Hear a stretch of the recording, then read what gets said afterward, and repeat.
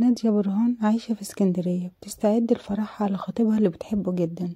لكن ليلة الفرح بتحصل غارة وبيتها بيتدمر واختها وابوها بيموتوا، وبتفقد الذاكرة وبتعيش بشخصية تانية لمدة 15 سنة. وفي ليلة فرح بنتها اول ما بتصحى من النوم بترجع لها الذاكرة، وبتكتشف انها في القاهرة مش في اسكندرية.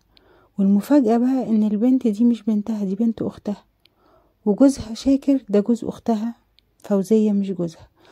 فبتكتشف بعد كده كمان ان خطيبها اتجوز، وان زوج اختها استغل موت اختها فوزية وفقدان نادية للذاكرة وعيشها معاه على انها فوزية مش نادية، عشان يستفاد بميراثها وتربي له بنته وتحل محل مراته.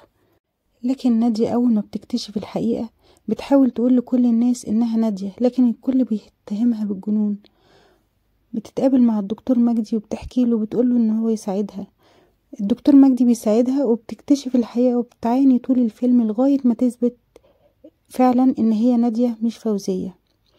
والدكتور مجدي اول ما بيساعدها بيروح يقول لشاكر، فشاكر طبعا بيحاول يقتلها، ولكن الدكتور مجدي بينقذها، فبيهرب شاكر وبيموت في حادثة.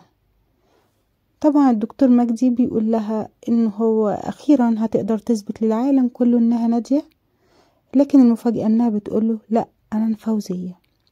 بيقول لها ازاي انتي فوزية؟ بتقوله لا انا لازم افضل فوزية عشان مستقبل بنت اختها وسمعتها وسمعتهم كلهم بين الناس، فهتضطر تمثل دور فوزية عشان محدش يعرف حاجة.